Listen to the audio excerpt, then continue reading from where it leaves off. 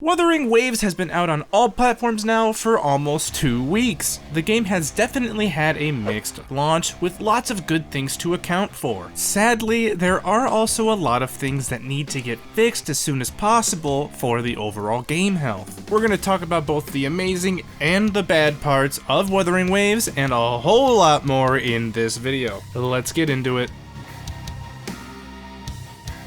One of the first things that got a really mixed review from the community so far is the lore and the story. And don't worry, there won't be any spoilers here. While I have enjoyed the story so far, it's also very reasonable to have some complaints. As is pretty common with the gacha games in the industry so far, we start off with lots of exposition and background information. While it does sort of set the stage for a great overall story towards the end, it is kind of a lot and can get really bogged down in the beginning. In addition, throughout the entire campaign, the game throws out new characters, ideas, and mechanics at you. This can also be really troublesome unless you're super into lore and story like myself, and I'll break all of that down in a future video. Luckily, if you aren't keen on the story, there is a skip function. Trust me, this will come in handy throughout some of your playthrough, whether it be the story or the insanely long side quests, which we'll discuss later. There is of course parts of the story that are phenomenal and very well executed. However, there are a lot of the lesser points as well. Even with these, there isn't really a spot in the story where the game feels out of place, but it should definitely be taken in chunks rather than one long playthrough like I always end up doing. Although, maybe we're just a bunch of complainers, because how can we complain when you wake up in the arms of a waifu? That being said, the best part of the story is the later half, especially part 5. I won't spoil it here, but definitely look forward to that if you haven't gotten that far. I also fully expect Kiro Games to streamline their story a little bit better for the future chapters and make it more engaging for the entire community. Now let's move on to one of the best things that Wuthering Waves has to offer. Almost every single character design in Wuthering Waves is fantastic.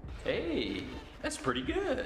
They all seemingly fit very well within the world that Kiro has created, and there's a ton of individuality with their very fun design, kits, and overall mannerisms. Gameplay-wise, they're broken down by their attributes, weapon types, and what type of role they play. Namely, whether they're DPS, more of a hybrid, or support role. Personally, my favorites so far are Ji-Yin and Yin-Lin because of her amazing personality. There is also something that's a bit concerning in regards to these characters. In contrast, the voice acting and certain polish of the characters feels kinda off in some particular cases. The VA direction isn't necessarily bad, but it's also kinda forgettable in my opinion, and this really hurts that immersion feeling that I really like from these sort of games. Of course, I'm just talking about the English dub, I don't know much about the other ones, but I have heard good things. But then again, we don't have to worry that much about the future chapters. Kiro Games has already released a press statement about how they intend to change the direction of the VA, which is going to allow these talented individuals more diversity and expressiveness to actually polish these characters. And I am personally so excited for this to get much better, and that's definitely going to help that immersion that I really look forward to. Now let's move on to the gameplay of Wuthering Waves. From an overall standpoint, the gameplay is actually almost flawless. The loops and general progression of the game are exactly what you would expect from a gacha game of this caliber, and it definitely does not stray away far from the norms. In fact, I would argue in some cases that it's actually a huge improvement in Wuthering Waves. We can still see those similarities between Genshin Impact or Honkai Star Rail or other gacha games, but Wuthering Waves also does have its own flair and unique style. Exploration is usually pretty seamless in the game, there's a couple of hiccups here and there, but the world is simply beautiful to traverse. Also included in this category are the game's fantastic OST, the graphics, the movement, etc. Soundtrack-wise, there's a good diversity of boss themes, exploration music, and others that fit perfectly in the game and are fun to listen to without being overbearing. And don't worry, we will talk about the horrible optimization a little bit later. In contrast, there's also a little bit of a downside towards this gameplay as well. Some of the questing, especially those exploration and companion companion missions are way too long, especially when it's centered around this abomination. I skipped through most of the dialogue for these, but even then, some of those errands just simply did not respect my time. Whenever I was stuck in these side mission dry spells for an extended period of time,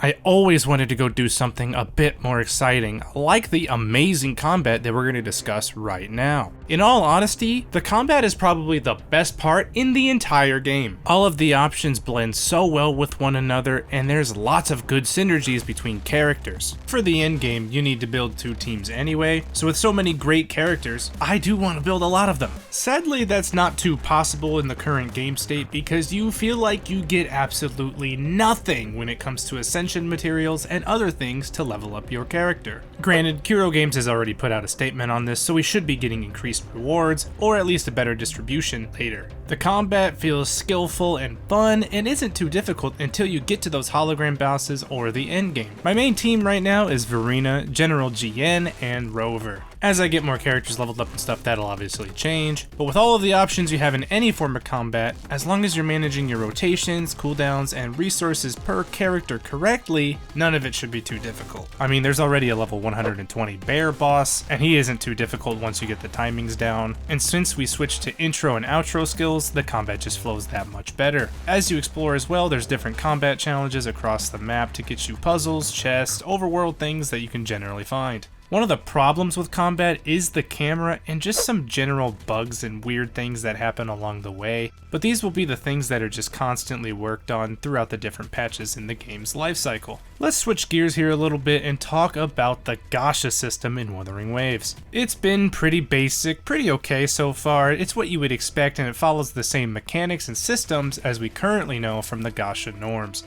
You have your limited character and weapon banners, as well as your permanent forms of them. The pity for 5 stars is all 80, and there is a 50-50 chance once you do roll one. If you fail the 50-50 on the character banner, you will get a guaranteed 5 star the next time you roll one. But here's where it gets a little bit different for Wuthering Waves. Your limited weapon banner has that 80 pity, but it is a guaranteed 100% chance to get the weapon. There is no chance that you will not get the weapon if you roll the 5 star. A quick note is that there are the 3 different kinds of currencies called tides. The radiant tides are just for the limited character banner, the forging tides are for the limited weapon, and then the lustrous tides take both permanent banners. When you're just starting out, you'll have the novice banner, which just means you'll get one of the standard 5 stars within 50 pulls. A cool thing that Wuthering Waves does is when you finish this novice banner, it becomes a targeted banner. This means you'll get another 5 star of your choice within 80 pulls of those luscious tides. Between the story, events, login dailies, and weeklies, etc., we've gotten a ton of these tides and currency called Asterite, which is basically your stellar jades or primo gems. It's really great to say that the game does give you enough of these pulls for the characters that you'll need throughout the game. It definitely seems to be more closely following Honkai Star Rail's footprints in this regard, while still keeping its own flavor. But now is the time we have to talk about the worst thing in the entire Wuthering Waves. The optimization, or lack thereof, in this game has been horrific. I have a fairly strong PC with a 3060 Ti and other really good components, but this is what my game looked like when I first started. After I turned everything down to low, made sure I was in full screen, and for some reason this shadow seemed to be the big difference, it made my frames go right back up to 60, but then again, I find it very strange that it's still capped at 60. Another note is that my loading times are still egregiously bad, even on my solid state drive. It really seems to be a case-by-case basis whether or not you're going to have these really bad optimization issues like so many others. Sadly, so much of the player base is prevented from even enjoying this game because of these horrible crashes and lag and just general bad optimization. While this does hurt the initial launch, I'll give Kuro Games a sort of pass here because they know how bad it is. We've got a bunch of compensation so far, and I'm sure we're going to get more, and I 100% think that they will get this fixed, hopefully sooner rather than later. For as massively anticipated as Wuthering Waves was, the lag, disconnect, and optimization issues were definitely the biggest letdown of the game. In conclusion, while Wuthering Waves has many excellent systems and mechanics mechanics going for it, there is stuff that needs to be fixed immediately, or it could severely hurt the game's longevity. Combat is by far the best part of the game,